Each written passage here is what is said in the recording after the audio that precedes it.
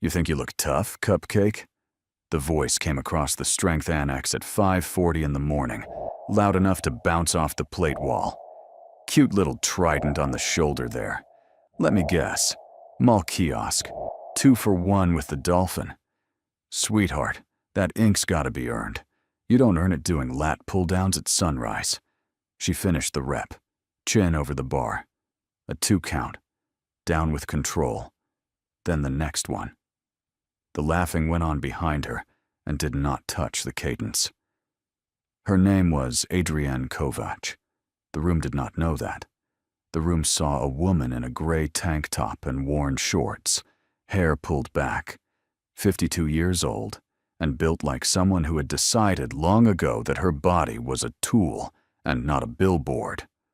On her left shoulder, faded to soft charcoal under the lights, sat a small emblem, a trident, worked fine and clean, and beneath it, 3 short marks. The man at the mirrors had decided the emblem was a joke. He was very sure. His name was Reese Garver, Staff Sergeant, United States Marine Corps, 28 years old, and the self-appointed king of this particular room. He ran the fitness cadre. He policed the platforms, the squat racks, the chalk, the unwritten law of who belonged where. 2 of his buddies leaned on the mirror beside him, grinning, waiting for the next line. At the edge of the group, a young Marine, Lance Corporal Sawyer Dell, 20, lean and uncertain, laughed a half-second late and stopped first. The annex was the serious room. Off the main gym floor, behind glass doors, it held the lifting platforms, the pull-up rig, the long wall of bumper plates, the smell of chalk and machine oil and rubber. Naval Special Warfare pipeline candidates trained here. Marines like Garver trained here. It was where the base came to be strong, and Garver had appointed himself the measure of it. He had the body for the part. 6'1", 210 pounds, a 30-inch waist, a pull-up record taped to the corkboard by the door with his name on it in marker. He had earned the body the hard way and decided, somewhere along the line, that earning a body was the same thing as becoming a man. It is not. But no one in the annex at 5:40 in the morning had ever told him so, because the kind of person who could tell him so did not, as a rule, waste a sunrise correcting a staff sergeant. The kind of person who could tell him so was this morning, 3 platforms away, doing pull-ups. Earned. That was his favorite word. He said it the way a customs officer stamps a passport. He stood at the gate of the strength annex in his own mind and decided who was allowed through, and he had decided about the woman on the bar before she finished her first set. Kovac dropped from the bar. Her feet landed soft. She chalked her hands without hurry and let her eyes move across the room the way other people breathe, without thinking about it. Exits. The wet patch by the water fountain. A young sailor across the annex, setting up alone under a bench bar, racking it a little crooked. A lifter rounding his back over a deadlift he was about to regret. Her eyes did triage on a room full of healthy people, and none of them noticed. Morning, she said. 1 word. No heat in it. Garver took it for surrender. It was something else. It was a woman deciding he was not yet a problem. You hear that, fellas? Garver turned to his buddies. She said morning. Real operator stuff. He raised his phone, framed the shoulder, the trident, the 3 little marks. Hold still, Cupcake. Documenting the fauna. Soccer mom finds the seal section. She did not answer the camera. She had stood in front of worse lenses than a staff sergeant's phone, the kind mounted on aircraft, the kind that recorded what came off a table at 3 in the morning. A phone in a gym held no power over a woman who had been filmed doing the only things that ever mattered. She let him have his clip. Kovac slid 2 45-pound plates onto a bar, a collar on each end, and set the rack pins to the exact height her back squat needed without measuring, the way you set a thing you have set 10,000 times. She tested the bar's spin with 2 fingers, checked that the collars were seated, and squared her feet under it, heels at hip width, toes turned out 8 degrees, the same stance every time. She did not look at him again. She stepped under the bar, and the king of the room kept filming, certain he was the strongest thing in it. She came up out of the first squat, clean, deep, the same tempo she would hold for every rep after. Behind her, the phone stayed up. Garver narrated. The buddies laughed. The morning, as far as Reese Garver was concerned, was going beautifully. 40 feet away, it stopped going beautifully for someone else. Seaman Nita Aldis, 19 years old, 3 weeks into her first command, had loaded the bench bar heavier than she should have. 115 pounds. She pressed it up off her chest, locked out wrong, and the bar tipped. One side dipped, her arms folded. The loaded barbell began to slide back down toward her throat, and she made the small, high sound a person makes when their body understands before their mouth does. Kovac was already moving. She was out from under her own bar and across the annex before the plates finished ringing. No shout, no wasted step. She took the falling weight at the worst possible angle, bent over the sailor's head, hands under the bar, the load coming down on her at full leverage, and she lifted it, controlled, and set it on the safety pins. 115 pounds, caught at the bottom of its fall and set down like a sleeping child. The whole thing took 4 seconds. Then her hands were on Aldis, jaw, throat. A thumb at the side of the neck, reading the pulse. 2 questions, fast and flat. Breathe for me. Can you swallow? A beat. Good. Nothing's crushed. You're all right. Aldis gulped air and nodded, eyes huge. Kovac stayed crouched a moment longer than a stranger would, watching the throat work, watching the color come back. The way you watch a thing you have decided is your responsibility. She did not look winded. She looked like she had done it before, in worse light, with worse on the bar. Her thumb stayed on the pulse 3 seconds, counting. 80, 90, settling. She watched the eyes track, watched the breathing find its rhythm, watched a 19-year-old's body remember that it was not, after all, going to die under a barbell on a Tuesday. Only when she was satisfied did she take her hand away. None of it was dramatic. All of it was complete. There was not a wasted motion in any of it. And that, not the catch, not the strength, was the thing Sol Granger could not stop looking at. In the corner, a man named Sol Granger watched her do it. Granger was 51. Master Chief Special Warfare Operator, a SEAL with 28 years behind him, and the calm of a man who had used up his startle reflex a long time ago. He ran the strength program for the Naval Special Warfare side of the house, and he had been coaching 2 young operators through their cleanse when the bench bar tipped. He saw the catch. More than the catch, he saw where her hands went after, not to the applause, not to the sailor's shoulder for a photo, but to the airway and the pulse. He saw a woman triage a near miss in 4 seconds and stay to make sure the breathing held. And then, for the first time, he really looked at the emblem on her shoulder, the trident, the 3 marks under it. "You all right on the rack height?" Kovac asked Aldis, already adjusting it. "Drop it 1.5 inches. Your shoulders are packing too early. You're pressing with your throat in the path. 115 is a lot for week 3. Start at 95. Build 5 pounds a session. Pecs and triceps move it, not your neck." She set the safeties. "You're fine. You did the smart thing. You didn't fight it." "You didn't fight it" was, technically, untrue. Aldis had panicked, but Kovac had decided the kid needed steadiness more than she needed accuracy, and so she gave her steadiness. "Relax, Doc. Nobody died." Garver's voice, recovering its footing the only way it knew how, by getting on top of something. He landed the word "doc" as an insult, not knowing it was a fact. "We've all caught a bar. You want a medal? Maybe a trident." His buddies laughed. Kovac nodded once, not at the joke, just an acknowledgement that a sound had occurred, and went back to her own bar. Granger did not laugh. He watched Garver a moment, then watched her, and said nothing yet. He turned to the young operator beside him and spoke low. "Where do you get ink like that?" he said. "You don't. You get given it. Once." The operator looked. "How do you know it's real, Master Chief?" "Because nobody fakes a troop emblem in a base gym, and nobody puts 3 marks under it for a tattoo artist." Granger picked up his towel.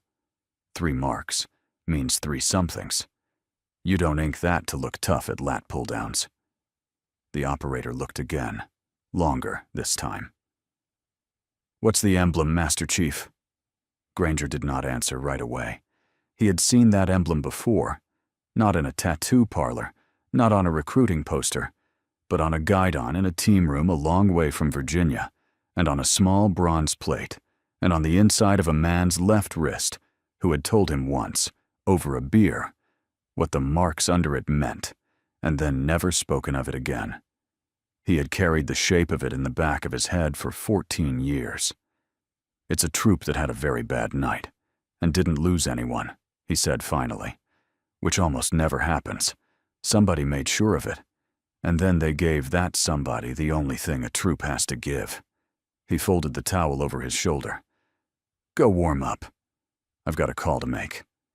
He stepped off the floor toward the corridor, pulling his phone from his waistband, his eyes still on the 3 small marks under the trident. Behind him, the loud man was lining up his next joke, and the room was tilting toward the loud man, because rooms do. Garver had found his rhythm now. "Cupcake's got a call sign, fellas," he announced, loud enough to carry. "Spin Class 6, Zumba Actual." His buddies fed it back to him. He thumbed the clip into a unit group chat with a caption, and a moment later, the phones around the mirror buzzed in agreement. The annex tilted further toward him. This was his element. This was the thing he was actually good at, making a room laugh at a person who would not laugh back. Kovac moved through her squats. 5 sets. Clean. Deep. The same tempo each rep. The bar tracking the same line over the middle of her foot every time. The clip spread the way these things spread. By the time Kovac was 3 reps into her second set, the phones around the mirror had buzzed a dozen times. The unit chat finding it funny, then finding it funnier. A stranger's morning turned into a meme before she had finished her squats. Garver fed on it. Every buzz was a hand on his back. He was, in his own mind, doing the room a service. He was the bouncer. He was the standard. He was protecting the trident from the tourist. He escalated. From the tattoo to her body, then her age, then her business being in the operator section at all. She let each line land and fall. She breathed, a slow 3 count before anything was allowed to reach her. And she did not raise her voice, and she did not explain. 2 of the lifters laughed. One of them, after a while, looked away. She had a technique for it, and the technique was 30 years old. You let the words arrive. You do not meet them at the door.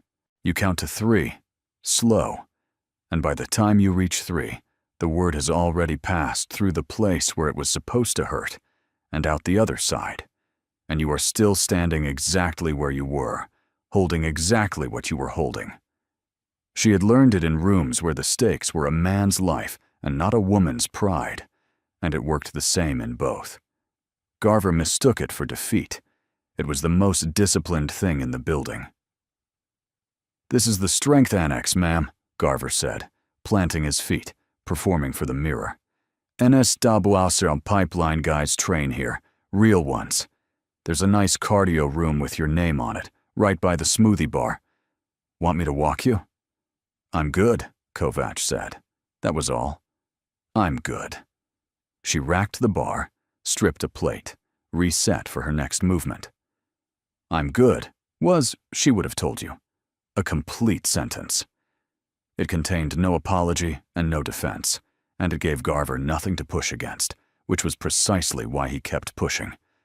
A man who needs a reaction will dig forever in ground that gives him none. She racked, stripped, reset, and let him dig. Lance Corporal Dell had stopped laughing entirely now. He stood a little apart from Garver's buddies, and something in his young face had gone uneasy. He had noticed what Garver had not. The woman had caught a 115-pound bar one-handed off a stranger's throat. She had checked an airway like she had done it 1,000 times. She had asked for nothing, taken no credit, said 4 words total. And now she was being filmed for it, laughed at for it, narrated like an animal at a zoo. Dell did not have the words for what was wrong, but he felt it. Quietly, without being asked, he drifted over to spot Aldous on her next set. Granger came back to the annex doorway. The phone was gone from his hand now. He just stood there, the way a man stands when he has set something in motion and is waiting for it to arrive. He did not step in. He did not tell Garver to stop. He let the staff sergeant keep talking, because every word was a deeper hole. And Sewell Granger had learned long ago that you do not interrupt a man who is busy digging. The woman he was filming had once held a man's heart in her 2 hands and refused to let it stop. If it turns your stomach to watch the loud disrespect, the quiet, keep that instinct. It's the right one. Stay with this and subscribe to Honor Tales, because the room is about to learn exactly who it laughed at. Garver decided mockery wasn't enough. He decided to make it official. He set down his water, wiped his hands, and walked to the front desk with the loose swagger of a man who believed the rules were a thing he owned rather than a thing that owned him. The attendant, a contractor in a polo shirt, young, eager not to make trouble, looked up. "I got a civilian impersonating naval special warfare in the annex," Garver said. "Fake trident on her shoulder. She's telling people she's some kind of operator. That's stolen valor, man. You need to cart her and walk her out before one of the pipeline guys sees it and loses it." It was a lie built well. It had the shape of concern. That was the genius of it, if you wanted to call it that. Garver had wrapped his cruelty in a uniform it could wear in public. He was not bullying a stranger. He was protecting the institution. He had said the magic words, stolen valor, the 2 words that turn a mean man into a watchdog, and he watched the attendant's face do the small, frightened arithmetic of a junior contractor who did not want to be the one who let an imposter stay. The attendant, uneasy, asked the woman's name. Garver didn't have it. He insisted anyway, louder, framing himself as the one protecting the real operators from the poser. The attendant said he'd ask for identification and reached for the radio at his belt, and Garver felt the morning swing back his way. He crossed the annex and approached Kovacs mid-set. She finished the rep, "You do not stop a loaded movement for anyone," racked the bar, and stepped back. He asked, apologetic, if he could see some ID. For a moment, her hand moved toward the small zip pocket of her bag, where a card was, where rank was, where the whole thing could end in 2 seconds with a flash of laminate. She chose not to. "Tell him I'll be right over," she said, even and unhurried. "Let me finish my sets. Let him finish his story." And as she said it, she was not looking at the attendant at all. She was watching Aldis's elbow flare on the bench. She was watching the wet floor by the fountain that no one had coned off. She was watching the lifter 3 platforms down round his lower back over a deadlift heavy enough to herniate something. She was reading injuries that had not happened yet, the way she had read them in tents and on flight lines and on a folding table in a mud-walled room a long way from here. The attendant talked. She let half of her listen and gave the rest to the room, because the room was full of bodies, and bodies were the only thing she had ever truly trusted herself to understand. It was not surrender. It was patience. She had decided that the false version of the morning would do less damage if she let it finish than if she cut it off, because a man who is allowed to commit fully to a lie builds a thing that can be knocked down all at once, while a man who is interrupted only learns to lie more carefully next time. She had seen careers end this way. She knew exactly how much rope a confident man would take if you simply stopped handing him scissors. Garver, sensing momentum, embellished. By the time he got back to his buddies, the story had grown teeth. Now she got aggressive. Now she put hands on him when she caught the bar. Now she was a threat, not a joke, and the two stories did not match, but he told both, loudly, and Dell stood there and heard the lie put on muscle in real time and went very still. A push becomes a shove, becomes a strike in the telling, every time with men like this. She had charted the curve 100 times. It never bent the other way. The fabrication was at the desk now, on the record. The machinery had started. What Garver did not know, what he could not have known, was that Sewell Granger, standing in the doorway, had already made a second call. Not to security, to a number he had carried since before this base, before this command, a number that belonged to a man who would want to know that a particular troop emblem with 3 marks under it was being rubbed at and filmed in a weight room at 0600. Granger said 4 words into the phone and hung up. The machinery Garver thought he controlled was not the machinery that was actually moving. At the desk, the attendant's radio crackled. Whatever came back through it changed his face. He stopped walking toward Kovac. He turned instead and started walking quickly toward the annex door, looking for someone who had not yet arrived. Granger crossed to her at last, not to confront, to confirm. He set a 45-pound plate down beside her bar, slow, the way you set down a thing to give yourself a reason to stand close, and he spoke low, the way operators speak when they don't want a room in the conversation. He did not ask if the ink was real. He asked which troop. "I'm not going to ask if you earned it, ma'am," Granger said. "I know what that emblem is, and I know what 3 marks under it means. I just want to know one thing. You want this handled quiet or loud?" Kovac chalked her hands. "Quiet," she said. "Always quiet." "Figured?" He nodded slowly. "Which one?" She looked at him then, properly, the first time she had met anyone's eyes all morning. "Helmand," she said. 12. Bad night. A pause, 3 counts long. Everybody walked off the bird. Granger's jaw worked once. He knew what kind of night put a trident and 3 marks on a Navy surgeon's shoulder. He knew the arithmetic of a bad night in Helmand in 2012, and he knew that everybody walked off the bird was the rarest sentence a person could say about one. Most bad nights, somebody did not walk off the bird. Most bad nights, the marks on a man's wrist were for the ones he carried, and then folded a flag over. 3 marks, and everybody alive was not a story you heard often, and when you did, you remembered the name attached to it. He glanced across the annex at Garver, who was still performing, still filming, still certain. There was a particular tiredness in the way Granger looked at the staff sergeant, the tiredness of a man watching someone walk cheerfully toward a cliff he has been warned about twice. "If she's who that ink says she is," Granger said to the operator beside him, quiet and flat. "Somebody needs to walk that Marine away before the wrong person sees this, for his sake." He tried.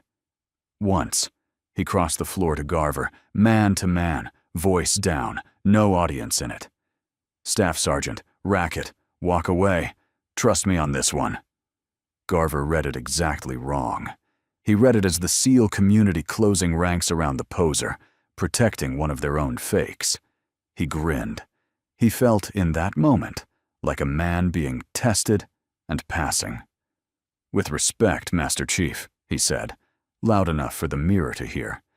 "If she's claiming the trident, that's on her. I'm just the guy who said it out loud." He turned back to his buddies. "Even the SEALs are covering for her. Unbelievable." Granger looked at him for a long second. Then he stepped back. You can hand a man an off-ramp. You cannot make him take it. He had given Garver the only warning he was prepared to give a man who had not earned more, and the warning had bounced off the same armor every word that morning had bounced off. The armor of a person who has never once in his life been wrong about who was weak and who was strong. "All right," Granger said, to no one in particular, and went back to the wall to wait. Kovacs watched the whole exchange and understood every inch of it. She had seen this exact arrogance survive worse rooms than this one, survive deployments, survive feedback, survive everything except the one moment it finally met something it could not talk over. She loaded her last set. She had stopped expecting people to be better than they were a long time ago. She only made sure they didn't hurt anyone while they were being themselves. There is a man somewhere on this base who is alive because of the woman Reese Garver is filming. He is closer than anyone in this room knows. If you want to be here when he walks through that door, stay with it and subscribe. Because what happens next does not happen twice. The annex fell away. In its place, a mud-walled compound in Helmand Province, the autumn of 2012, and the woman the ink remembers. Commander Adrienne Kovacs, 38 years old, forward surgical element lead, stood in a low room with a dirt floor and a corrugated roof and a single string of lights, and she listened to the radio tell her that a naval special warfare troop a kilometer out had hit an IED and walked into an ambush, and that the first casualties were inbound in 4 minutes. The first bird brought 3. A SEAL officer with a chest wound, a young lieutenant named Elliot Bracken, gray and going grayer, a hole under his collarbone that whistled when he breathed, 2 operators behind him torn by fragmentation, one of them, a petty officer named Marlon Pike, with his thigh open to the bone, the third bleeding from a dozen places at once. 3 lives, 2 hands, 1 surgeon. No second table, no second doctor, no time. She worked. She put a tube in Bracken's chest and got nothing she liked. His pressure fell off a cliff. She made the call you make once or twice in a career and hope never to make it all. And she opened his chest there, on a folding table, in a mud room, with her own hands, reached in past the lung and found the heart and the great vessel above it, and pinched off a bleed she could not see and could only feel. You do not get to be afraid, she told herself, the way she had told herself on every worst night of her life. Fear is a luxury for people whose hands are empty. Hers were not empty. Hers were holding a man's heart still enough to live. The collection point took indirect fire mid-surgery. Dust came off the ceiling in sheets. The string of lights swung and threw the shadows around like something alive. A round landed close enough to feel in the floor, a flat thud that came up through the boots and the table legs and the open chest under her hands. The 2 corpsmen with her flinched. She did not. Flinching was a thing the hands did, and her hands were occupied. Nobody left the table. She moved between the 3 of them like a tide working ashore. Bracken, then Pike's thigh, then the third man's belly, then back to Bracken. Steady, methodical, refusing to give up a single inch of ground to the night. Pike's femoral artery had been nicked, not severed. She clamped it and packed the wound and bought him 40 minutes he did not have. The third man, gut-shot and gray, she filled with everything they had and her own steadiness on top, and she talked to him the whole time in a low, flat voice about nothing at all, about the weather in Virginia, about the ocean, because a voice is a rope, and a dying man will hold a rope. 90 minutes, no reinforcements, no relief. Just a woman and 3 torn men and a roof that might come down.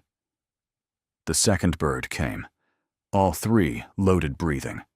She wrote it out kneeling on the deck between the litters, both hands still busy, still working, all the way to the surgical hospital, where other people in clean light took over and told her, later, that she had no business saving any of the three and had saved all of them.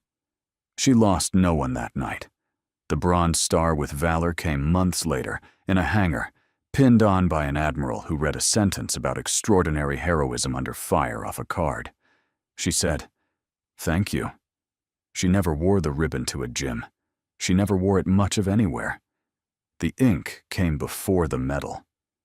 Weeks after the bad night, the troop's senior enlisted walked her into the team room, a place women like her were not, as a rule, walked into, and the men stood, and they gave her their troop emblem and 3 small marks beneath it, one for each man she would not let go. Not a decoration, a debt, made permanent, in a place she could not take off. She had not wanted it. She had told the senior chief that she had only done her job, that any surgeon would have done the same, and he had looked at her the way you look at someone who has not understood the size of what they did, and he had said, "Mom, 3 of my brothers are going home to their families because of your 2 hands, and we do not have a medal that says that, so we are giving you the only thing we have that does." And she had stopped arguing, because there are gifts you do not refuse. 3 marks. Bracken, Pike, and the 3rd man, who, a year later, named his daughter Adrienne. The emblem said she belonged to them. The marks said why. She had worn it for 14 years through clinics and hospitals and gyms and 1,000 mornings exactly like this one, and not one stranger had ever once guessed what it was, which was exactly how she wanted it. The trident was not for the world to read. It was for her and for 3 men, and for a girl with a familiar name who was 8 years old and did not yet know she existed. The tattoo Reese Garver had called Mall Ink was the single most expensive thing in the building, and he had his thumb 6 inches from it. Back in the annex, at the far end of the room, the glass door opened, and a man in a worn navy ball cap and gray PT gear stepped in and scanned the room the way only one kind of man scans a room. Garver needed a finish. He could feel the morning slipping. Dell gone silent. Granger watching from the wall. The desk gone strange. The seals not laughing. And a man like Reese Garver could not stand to feel a room slipping. So he forced a climax, the only way a man who would not throw a punch knew how.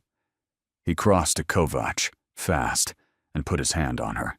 He grabbed her left forearm, turned her shoulder toward his phone, and dragged his thumb hard across the emblem. "Come on, Cupcake, show the people," he said. The camera up. Real operators don't run from a camera. Let's see if it smears. Bet it wipes right off. Front desk's gonna walk you out in about 30 seconds anyway, so smile for the unit. He put his hand on a surgeon's hands. He put his thumb on the left shoulder of a woman who had carried 3 men out of a worse morning than he would ever survive. She did not pull away. She let him hold the proof of everything he was about to regret. It is worth saying clearly what Reese Garver did and didn't do, because the difference would matter very much in the next 10 minutes. He did not punch her. He did not strike her, choke her, throw her against the plate wall. He was, in his own estimation, not that kind of man. He was a man who used words and rules, and a camera, who hurt people in ways he could explain to a board.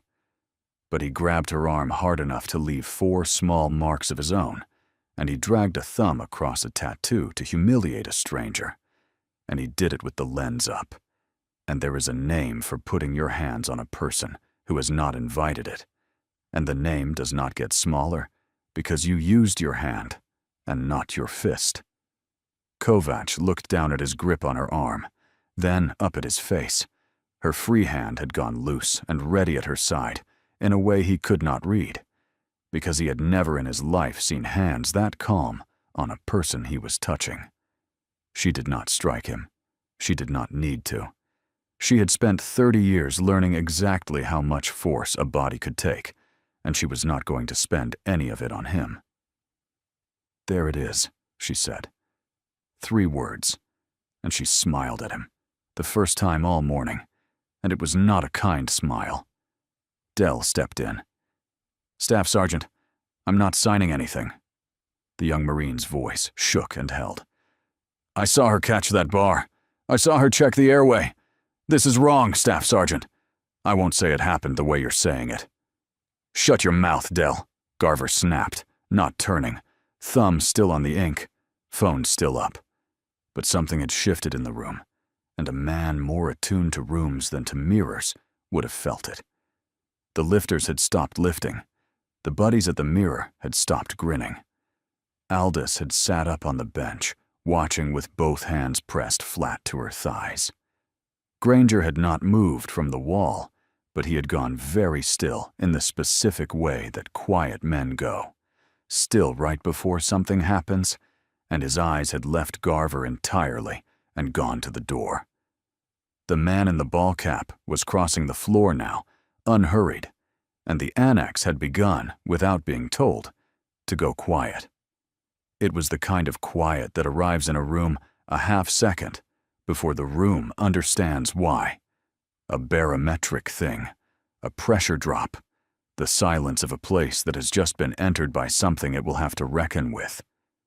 A hand closed over Garver's wrist, not Kovach's, a man's hand, brown and scarred and absolutely certain.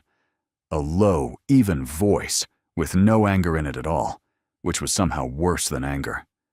"Let go of her, Staff Sergeant." Garver turned, half a grin already loaded, ready to tell the new guy to wait his turn. He stopped.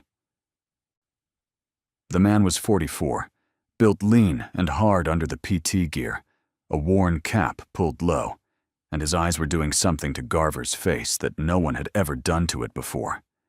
He took Garver's hand off Kovach's arm, not roughly, just completely, the way you remove a child's hand from a stove, and stepped between them. He looked at the emblem on her shoulder. He looked at the 3 small marks. He looked at her face, older now, the same steady eyes. And the room watched a hard man's composure crack down the middle and reset. "Staff Sergeant," Commander Elliot Bracken said quietly. Not a shout. Never a shout. "Step back. You've got your hand on a United States Navy captain, and you've got your thumb on the emblem of my troop." The word captain went through the annex like cold water. Bracken came to attention. Slowly. Deliberately. The way a man does a thing that matters. And he raised his hand in a textbook salute, held it, at conversational volume, in a weight room at 6:10 in the morning. In the doorway, Sewell Granger had already come to attention. The 2 SEAL operators who had come in with Bracken held the salute beside him. No one was ordered to do anything. No formation fell in. No call sign came over a loudspeaker. The quiet was the entire point. There is no manual that tells a SEAL commanding officer what to do when he walks into a base gym to find a Marine staff sergeant with a thumb on the surgeon who once held his heart still. There is only what a man is, underneath the rank and the training and the 14 years. And what Elliot Bracken was, underneath all of it, was a man who had woken up in a field hospital in 2012 with a tube in his chest and been told, by a nurse, that he was alive because a Navy surgeon had refused to stop working on him while the building came down. He had spent every year since looking for a way to say thank you that did not sound absurdly, impossibly small. He had never found one. He was not going to find one this morning either. So he reached for the only language the moment had, the oldest one the service owned. "Captain Kovach, ma'am," Bracken said. "It's been a long time. You don't remember me with my chest closed." Kovach returned the salute. Her hand was steady. Her voice was even and very tired. "Bracken," she said, "you're taller." Garver's face did the whole cycle in 4 seconds. The smirk first, frozen and then falling. Confusion, Why is a commander saluting the cupcake? Disbelief. Captain, Navy captain. That's an 06. That's a full bird's worth of rank on a woman in a tank top. Recognition. The ink is real. The ink was always real. The ink was never the joke. And then horror, cold and total, as the morning rearranged itself behind his eyes. He had grabbed her. He had filmed her. He had walked to the desk and called it stolen valor. His phone was still in his hand, still recording. Now, recording this. She put my heart back in my chest in a mud hut while the roof came down, Staff Sergeant, Bracken said, and he was not cruel about it, which was the worst possible way he could have said it. Pike's alive. I'm alive. The third man's got a little girl named Adrian. That's what you've been filming. That's the trident you said came from a mall. Garver's mouth opened. Nothing came out of it. There is a specific silence that lands on a man when every word he has spent the morning spending comes due at once, and Reese Garver was standing in the middle of it. The clip, the desk, the stolen valor, the grab. Each one had felt like a small thing, a strong man having his fun, and now they were stacking up in front of him in the shape of a Navy captain, returning a commander's salute, and he could not make them unhappen, and his face knew it before his mind did. The annex was silent on its own now, not on command, just because every person in it had finally understood. Aldous was on her feet. Dell was standing straighter than he had ever stood in his life. Granger lowered his salute last, the way the senior man does. And Kovac, for the first time all morning, did not look calm. She looked tired. She looked like a woman who had spent 30 years making sure rooms like this one never had to know what she carried, and had just watched a loud man drag it into the light at sunrise over a tattoo. Garver lowered the phone. The clip he had made to humiliate the cupcake was now the most complete record of his own undoing, and every person in the annex understood that before he did. There was no arrest. There was no court-martial, no master-at-arms at the door, no investigation cranking to life. It had been disrespect, not assault, and the surgeon was not going to turn a small man's worst morning into his last one. First Sergeant Ward Cleary arrived 4 minutes later, 46 years old, USMC, Garver's senior enlisted chain, summoned by a front desk attendant, not by Kovac. He took the room in fast. The standing SEALs, the Navy commander, the woman with the ink, the staff sergeant gone the color of the plate wall. He did not yell. Men at his level rarely have to. "Rack your weights," Cleary told Garver, low. "Wait for me outside. Don't touch that phone." Then, quieter, just for him, the words landing one at a time. "You put your hands on a Navy captain and you filmed it. The captain isn't pressing it. That's not mercy for you, Staff Sergeant. That's so this gym doesn't have to remember your name. We will talk about the rest of your morning at length." It was, when you looked at it squarely, the worse fate. An arrest would have made Garver a martyr in his own mind, a man brought down by politics, by a woman, by the brass closing ranks. He could have told that story in a bar for 20 years. But there would be no arrest, and so there would be no story. There would only be the thing that had actually happened, which every person in the annex had watched, and which his own phone had recorded in full, that he had mocked and grabbed and filmed the surgeon who saved the base's own SEALs, and that she had not even thought him worth a charge. A man can rebuild from a punishment. It is much harder to rebuild from being found small. Bracken turned to Kovac and offered her the full machinery. A report, a statement, charges for the grab. There was probable cause. It was on the man's own camera, witnessed by half a room. Kovac declined all of it. "He mocked a tattoo and grabbed an arm, Elliot," she said. "That's not a crime. It's just a small life." She rolled the shoulder, the trident moving once under the lights. "I've spent mine keeping people off tables. I'm not going to put him on one over this."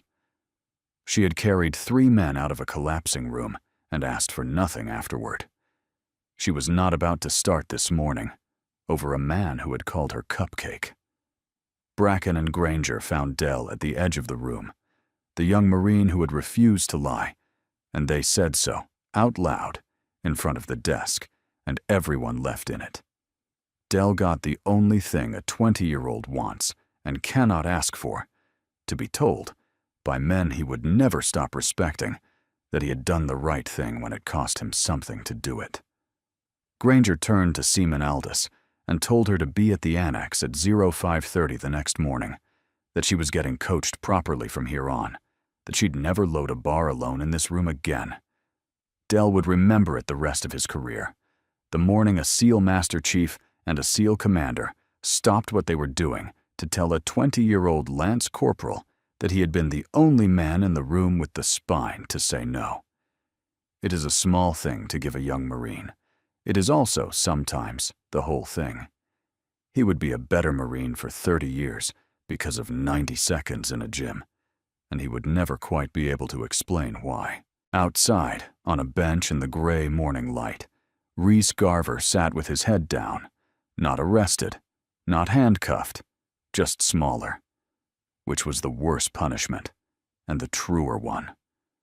The loudest man in the room learned the oldest lesson in it, that quiet is not weak, and that some debts are written in ink because there is no other way to carry them.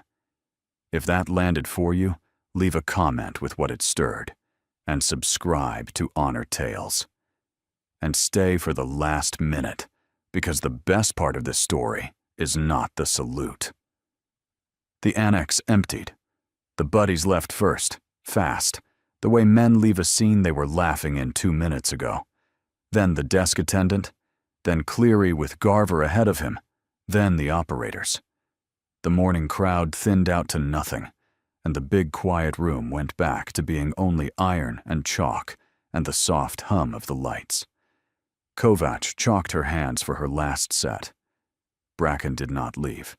He pulled a 45-pound plate off the rack and loaded in beside her, on the next platform over, and set his collar, and looked at her across the small distance, and for a second, neither of them was a rank.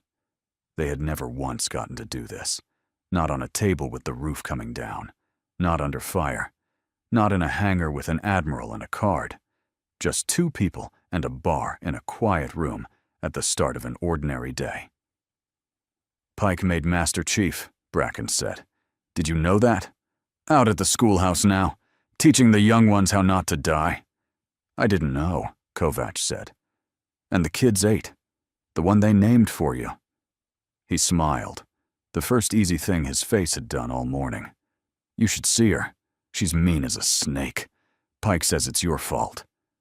Kovacs laughed, short, surprised, real. The sound of it changed her whole face for a second, took 20 years off it, showed the woman who had been 38 and unbreakable in a mudroom and was somehow still here, still strong, still standing under a bar at sunrise. "I'd like that," she said. "I'd like to see her. She wants to be a doctor." Bracken loaded his second plate, set the collar, tested the spin the same way she had. Pike tried to talk her into being a SEAL. She told him doctors are the ones who decide whether the SEALs get to keep being SEALs. 8 years old. He shook his head. "She's not wrong." "No," Kovacs said. "She's not." She stepped under the bar. She came up out of the squat, clean, deep, the same tempo. The 3 marks moving once more under the lights. Bracken and Pike, and a girl named for her, all of them still alive somewhere in the world this morning because of 90 minutes she had never told anyone about. 3 marks, 3 lives, and a 4th thing the loud man never understood, that the strongest person in any room is almost always the quietest one in it. She racked the bar. She picked up her bag. And Captain Adrienne Kovacs walked out of the gym and into a normal morning, carrying 3 lives no one would ever see. Every soldier carries a story that few ever hear. Listen with your heart. Thank you for staying and watching. Subscribe to Honor Tales for more.